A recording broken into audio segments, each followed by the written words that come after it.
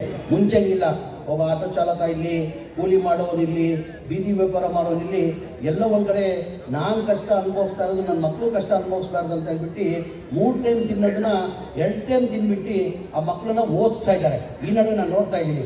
ಹಾಗಾಗಿ ಆ ಮಕ್ಕಳು ಓದಿ ಒಂದು ಎತ್ತರದಲ್ಲಿ ಬೆಳೆದು ಒಂದು ಒಳ್ಳೆಯ ಸ್ಥಾನಕ್ಕೆ ಹೋದರೆ ಅವ್ರ ತಂದೆ ತಾಯಿಗೂ ಸಾಕ್ತಾರೆ, ಇನ್ನೂ 4 ಜನಕ್ಕೆ ಸಾಕ್ಸಕ್ಕೆ ಸಾಧ್ಯ ಆಗ್ತದೆ. ಆ ಹಿನ್ನೆಲೆಯಲ್ಲಿ ಮನೆ ಮುಖ್ಯಮಂತ್ರಿಗಳು DCs ಮೀಟಿಂಗ್ ಮಾಡಿದ್ರು. 2 ದಿನ ವರ್ಷಕ್ಕೆ ಒಂದ್ಸತಿ ಆಲ್ DCs ಮೀಟಿಂಗ್ ಮಾಡ್ತಾರೆ. 2 ದಿನ ಎಲ್ಲ ಇಲಾಖೆ ಪಟ್ಟಣಕ್ಕೆ ಸಂಬಂಧಕ್ಕೆ ಮನೆ ಮುಖ್ಯಮಂತ್ರಿಗಳು ರಿವ್ಯೂ ಮೀಟಿಂಗ್ ಮಾಡ್ತಾರೆ. 2 ದಿನಕ್ಕೋಸ ಮೊನ್ನೆ 30-31ನೇ ತಾರೀಕು ಮಾಡಿದ್ರು.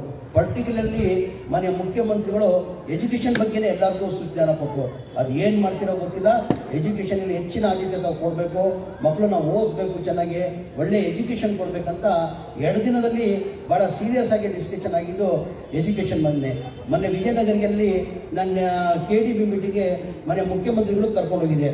ನಮ್ಮ DDP ಅವರು ಪರ್ಸೆಂಟೇಜ್ ಕಡಿಮೆ ಇತ್ತು. ಹೋದ ವರ್ಷದಲ್ಲಿ ಪರ್ಸೆಂಟೇಜ್ ಭಾಳ ಕಡಿಮೆ ಇತ್ತು, 56% ಇತ್ತು. ಆ ಕಾರಣಕ್ಕೆ DDP ಅವನು ಕರೆಕ್ಟಾಗಿ ಇದು ಮಾಡಿಲ್ಲ, ಜವಾಬ್ದಾರಿನ ನಡೆಸಲಿಲ್ಲ ಅಂತ ಹೇಳ್ಬಿಟ್ಟು ಅವನ್ನ ಅಲ್ಲೇ ಸಸ್ಪೆಂಡ್ ಮಾಡಿ ಬೇರೆ DDP ಹಾಕಿದ್ರು. ಅವಾಗ 2025 ಹೋದ ವರ್ಷ.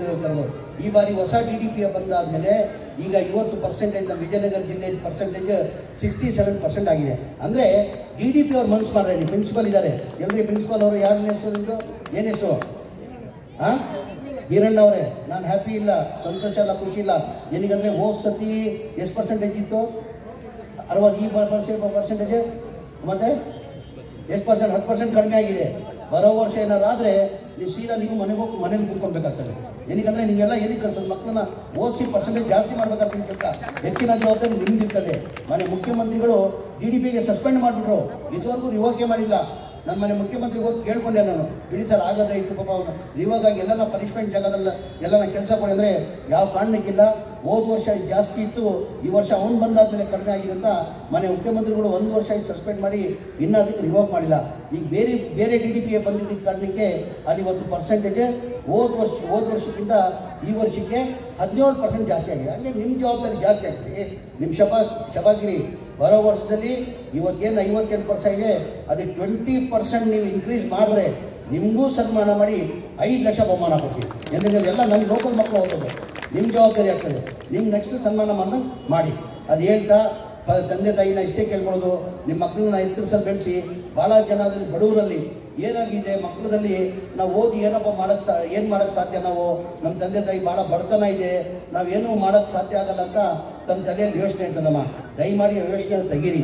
ಯಾರು ಹುಟ್ಟುವಾಗ ನಾವು ತಂದೆ ತಾಯಿ ನಾವು ಏನು ಹುಟ್ತೀವಿ ನಾವು ಆ ಹುಟ್ಟುವಾಗ ಏನಾಗ್ತದೆ, ದೇವ್ರು ಏನು ಮಾಡ್ತಾರೆ, ಹಣೆ ಬರ ಬರೀತಾನೆ. ಯಾರು ಏನಾಗಬೇಕು, ಎಂಥದ್ದಾಗಬೇಕು ಅಂತ ಹೇಳ್ಬಿಟ್ಟು ಹಣೆ ಬರ ಬರ್ತಾರೆ. ಭಾಳ ಜನ ನನ್ನ ಕಂಡಂಗೆ ಭಾಳ ಜನ ಗೌರ್ಮೆಂಟ್ ಸ್ಕೂಲಲ್ಲಿ ಓದಿ ಭಾಳ ಜನ IAS ಆಗಿದ್ದಾರೆ, ಭಾಳ ಜನ IPS ಆಗಿದ್ದಾರೆ. ಅದೆಲ್ಲ ಬಿಟ್ಟು ನೀವು ನಾನು ಒಂದು ಮಾತು ಹೇಳ್ತೀನಿ. ಇವತ್ತು ನಮ್ಮ ದೇಶದ ನಮ್ಮ ನಾಯಕರು, ನಮ್ಮ ರಾಜಕೀಯ ಗುರುಗಳು ಯಾರಲ್ಲ ಅಂದರೆ ನನ್ನ ಸನ್ಮಾನ್ಯ ದೇವೇಗೌಡರು ಅಂತಲೇ ಹೇಳೋದು. ಒಬ್ಬ ರಾಜಕಾರಣಿಗೆ ಏನಾಗ್ತದೆ, ಒಬ್ಬ ಗುರು ಅಂತ ಹೇಳ್ತಾನೆ. ನನ್ನ ಕಾಂಗ್ರೆಸ್ಸಲ್ಲಿ ಇರ್ಬೋದು, ಮುಂಚೆ ನಾನು ಜನತಾದಳದಲ್ಲಿ ಇದ್ದಿದ್ದು, 3 ಬಾರಿ ಜನತಾದಳದಲ್ಲಿ MA ಆಗಿದ್ದೆ, ಜನತಾದಳದಲ್ಲಿ ML ಆಗಿ ಕಾಂಗ್ರೆಸ್ನಲ್ಲಿ ಬಂದಿದ್ದೀವಿ. ಈ ಕಾಂಗ್ರೆಸ್ಸಲ್ಲಿ ಇದ್ರೂ ಒಬ್ಬ ರಾಜಕಾರಣಿಗೆ ಏನಾಗ್ತದೆ, ಒಬ್ಬ ರಾಜಕೀಯ ಗುರು ಅಂತ ಅಂತಾರೆ. ನನ್ನ ರಾಜಕೀಯ ಗುರು ಹೇಳಿ ಕಾಂಗ್ರೆಸ್ ಇಲ್ಲಿದ್ದು ಮನೆ ದೇವೇಗೌಡರು ಭಾಳ ಬಡತನದಿಂದ ಬಂದಿರೋದು, ರೈತರ ಕುಟುಂಬದಿಂದ ಬಂದಿರೋದು. ಅವರು ಗೌರ್ಮೆಂಟ್ ಸ್ಕೂಲಲ್ಲಿ ಓದಿ ಇವತ್ತು ಪ್ರಧಾನಮಂತ್ರಿ ಆಗಿದ್ರು, ಮುಖ್ಯಮಂತ್ರಿನೂ ಆಗಿದ್ರು, ಪ್ರಧಾನಮಂತ್ರಿನೂ ಆಗಿದ್ರು. ಹಾಗಾಗಿ ಯಾರು ಏನು ಬೇಕಾದ್ರೂ ಆಗ್ಬೋದು. ಈಗ ಉದಾಹರಣೆ ನಾನು ಭಾಳ ಜನ ನೋಡ್ತಾ ಇದ್ದೀನಿ, ಬಡತನ. ನಮ್ಮ AC ಆಗಿದ್ದ, ಈಗ ಪ್ರಮೋಷನ್ ಆಗಿ ಒಬ್ಬ CO ಆಗ್ತಾನೆ ವಿಜಯನಗರ ಜಿಲ್ಲೆಯಲ್ಲೇ. ಪಾಪ ಅವ್ರು ಮ್ಯೂಸಿಯಂ ಕೇಳಿರೋನು, ಅವ್ರ ತಂದೆ ಪಾಪ ಚಿಕ್ಕ ವಯಸ್ಸಲ್ಲೇ ತಿರುಗಿಬಿಟ್ಟಂತೆ.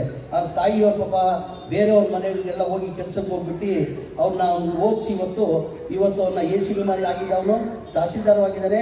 ಮುಂದೆ 2-3 ವರ್ಷ ಆದಮೇಲೆ ಪ್ರಮೋಷನ್ ಆಗಿ DC ಆಗ್ತಾನೆ. ಅಂದರೆ 3 ವರ್ಷ ಅಧಿಕಾರ ಇರ್ತಾನೆ. ಹಾಗಾಗಿ ನಿಮ್ಮಲ್ಲಿ ನೈಮಾರಿ ನನ್ನ ವಿದ್ಯಾರ್ಥಿ ಮಕ್ಕಳಲ್ಲಿ ಕೇಳ್ಬೋದು, ಇಂಥ ಅವಕಾಶನ ತಾವು ಕಳ್ಕೊಂಡ್ಬಂದು ಚೆನ್ನಾಗಿ ಓದಬೇಕು. ಮುಂದಿನ ದಿನದಲ್ಲಿ ತಾವೆಲ್ಲ ಒಳ್ಳೆಯದಾಗಲಿ. ತಮ್ಮ ಪೇರೆಂಟ್ಸ್ ತಮ್ಮನ್ನ ಒಂದು ನಂಬಿಕೆ ಇಟ್ಟು ಏನಕ್ಕೆ ಸ್ಕೂಲ್ ಕಳ್ಸಂದ್ರೆ ಅವ್ರು ಕಷ್ಟ ಬಿದ್ದು ಸಂಪಾದನೆ ಮಾಡಿ ಏನೋ ಒಂದು ಒಬ್ಬ ಕೂಲಿ ಮಾಡೋರು ಇರ್ತಾರೆ, ಆಟೋ ಚಾಲಕರು ಇರ್ತಾರೆ, ಬೀದಿ ವ್ಯಾಪಾರ ಮಾಡೋರು, ಸಣ್ಣ ಪುಟ್ಟ ವ್ಯಾಪಾರ ಮಾಡ್ಕೊಂಡು ನಾನು ಕಷ್ಟ ಅನುಭವಿಸ್ತಾ ಇರೋದು ನಮ್ಮ ಮಕ್ಕಳು ಕಷ್ಟ ಅನುಭವಿಸ್ಬಾರ್ದು. ಅವ್ರು ಒಳ್ಳೇದಾಗ್ತಿ ಹಿನ್ನೆಲೆಯಲ್ಲಿ ಅವ್ರನ್ನ ಸ್ಕೂಲ್ ಕಾಲೇಜ್ ಕಳ್ಸೋದು. ಹಾಗಾಗಿ ಅವ್ರ ಗೌರವಕ್ಕೋಸ್ಕರ, ಇದಕ್ಕೋಸ್ಕರ ಅವ್ರ ಕನಸಿಗೆ ನೆನೆಸು ಮಾಡೋಕ್ಕೋಸ್ಕರ ತಾವೆಲ್ಲ ಚೆನ್ನಾಗಿ ಓದಬೇಕು. ಯಾವತ್ತೂ ನಾವು ಎಜುಕೇಷನ್ ಜೊತೆ ನಿಮ್ಮ ಜೊತೆ ಇದ್ದೀವಿ. ನಮ್ಮ ಕ್ಷೇತ್ರದ ಮತದಾರರ ಜೊತೆ ನಾನು ಇರ್ತೀನಿ ಅಂತ ಹೇಳಿ ನಾನು 2 ಮಾತಾಡೋ ಅವಕಾಶ ಕೊಡ್ತೀನಿ. ನನ್ನ ಮಾತು ಮುಗಿಸ್ತೀನಿ. ಜೈ ಹಿಂದ್, ಜೈ ಕರ್ನಾಟಕ. ಈಗ ಈ ಭಾಗದ